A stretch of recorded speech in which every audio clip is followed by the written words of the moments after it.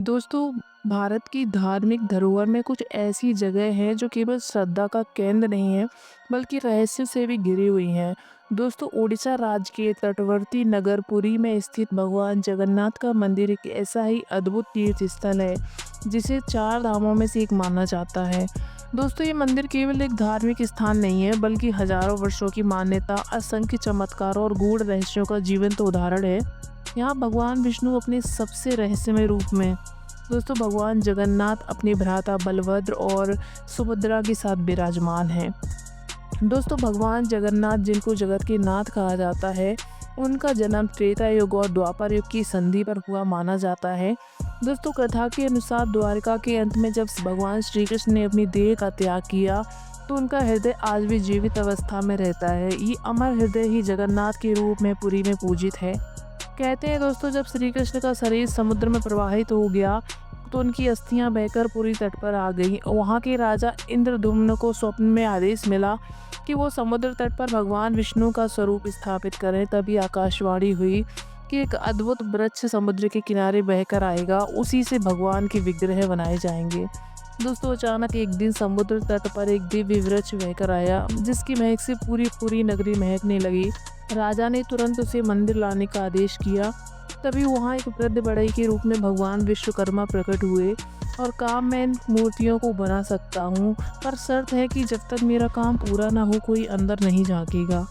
दोस्तों, राजा ने शहर से स्वीकार कर लिया। वृद्ध बढ़ई 21 दिन तक एक बंद कमरे में मूर्तियां बनाती रही।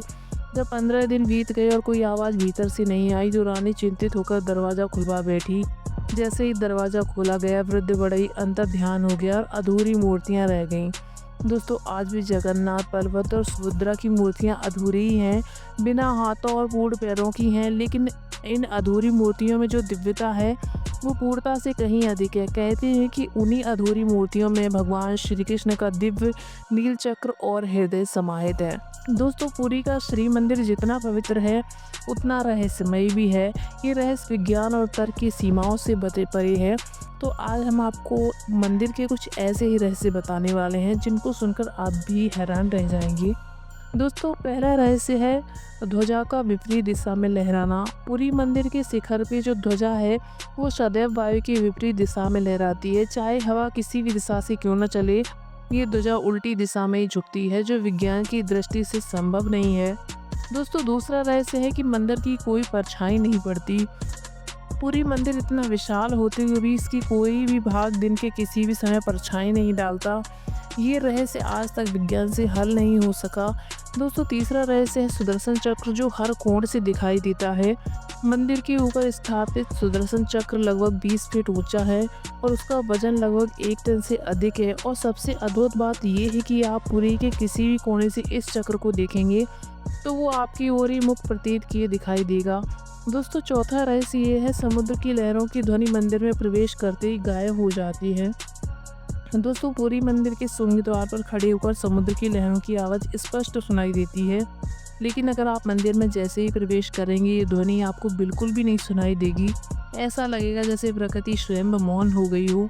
दोस्तों, पांचवा रहस्य ये है कि महाप्रसाद यहाँ पर कभी कम नहीं पड़ता। पुरी के मंदिर में प्रतिदिन लाखों श्रद्धालु आते हैं। मंदिर में जो भी प्रसाद बनता है, वो ना तो कभी ख़त्म होता है, ना ही बचता है। चाहे 1 लाख हो या फिर 10 हो, महाप्रसाद हर किसी को समान रूप से मिलता है और ये चमत्कारिक तथ्य सदियों से आज भी अचूक है। दोस्तों, पाकशाला की अद्भुत संरचना। दोस्तों, मंदिर की रसोई विश्व की सबसे बड़ी रसोई घर में से एक है, जहां 500 रसोई और 300 सहायकों द्वारा भोजन तैयार किया जाता है। 7 मिट्टी के बर्तनों को एक के ऊपर रखकर प्रसाद पकाया जाता है और सबसे चमत्कारी बात यह है कि सबसे ऊपर का बर्तन पहले पकता है, जबकि नीचे की आग तक नहीं पहुंचती। दोस्तों, सातवां रहस्य ये है कि मूर्तियों को हर 12 वर्ष में बदलना होता है। इसको नव कलेवर बोलते हैं। दोस्तों, हर 12 से 19 वर्षों में एक विशेष अनुष्ठान होता है, जिसे नव कलेवर कहते हैं। इस समय भगवान जगन्नाथ, बलभद्र और सुभद्रा की मूर्तियों को बदला जाता है। नई मूर्तियों में पुराने विग्रहों से निकले ब्रह्म तत्व को स्थानांतरित किया जाता है, जिसे आमजन नहीं देख सकते। दोस्तों, ये प्रक्रिया रात में होती है और उस दौरान कोई आँख खोलकर नहीं देखता। दोस्तों 8वां चमत्कार ये है कि गरुड़ स्तंभ पर चमत्कार होता है। मंदिर के प्रवेश द्वार पर एक गरुड़ स्तंभ है। श्रद्धालु जब मंदिर के भीतर जाते हैं तो उसकी दृष्टि स्वतः ही उस गरुड़ स्तंभ पे पड़ती है जो श्री कृष्ण की ओर उन्मुख है। दोस्तों मान्यता है कि ये स्तंभ श्री विष्णु के भगवान गरुड़ द्वारा स्वयं स्थापित किया गया है। दोस्तों 9वां रहस्य ये है कि मंदिर के शिखर पे चढ़ना एक बहुत ही रहस्यमय कार्य है। मंदिर के शीर्ष पे चढ़ना बहुत ही अत्यंत कठिन कार्य है, लेकिन प्रतिदिन एक पुजारी 45 मंजिल ऊंचाई पर बिना किसी सहारे के चढ़ जाता है और ध्वजा बदलता है। दोस्तों ये परंपरा सदियों से चली आ रही है और आज तक कभी भी नहीं रुकी है। दोस्तों 10वां रहस्य ये है कि रथ की गति स्वतः धीमी या तेज होती है। दोस्तों पुरी की रथ यात्रा विश्व में प्रसिद्ध है और ये यात्रा जुलाई में होती है जब भगवान जगन्नाथ, बलभद्र और सुभद्रा अपने मंदिर से गुंडिचा मंदिर तक की यात्रा करते हैं। इस रथ यात्रा में स्वयं भगवान की इच्छा के अनुसार रथ की गति स्वतः ही कम या तेज हो जाती है। कभी रथ 1 इंच भी नहीं हिलता तो कभी स्वयं से रथ नहीं लगता है।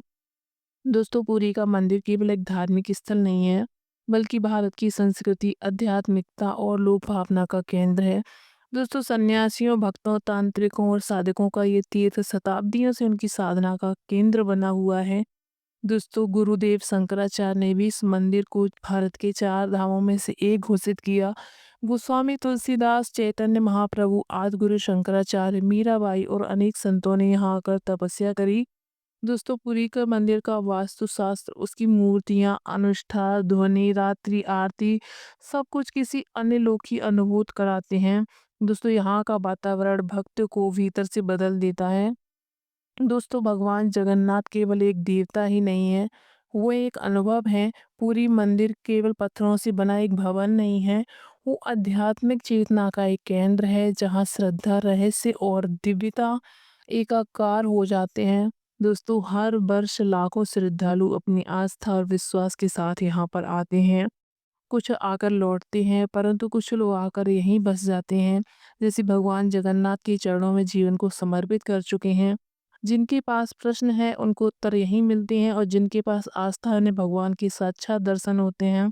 केवल पूरी केवल नगर नहीं, वो एक अदृश्य ब्रह्मलोक है जहाँ हर कण में भगवान विष्णु है, हर लहर में भगवान जगन्नाथ का नाम है और हर सांस में सुभद्रा की ममता और बलभद्र की रक्षा है।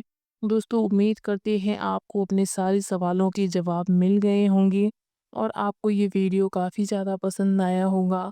तो वीडियो को हाइप करना ना भूलिए।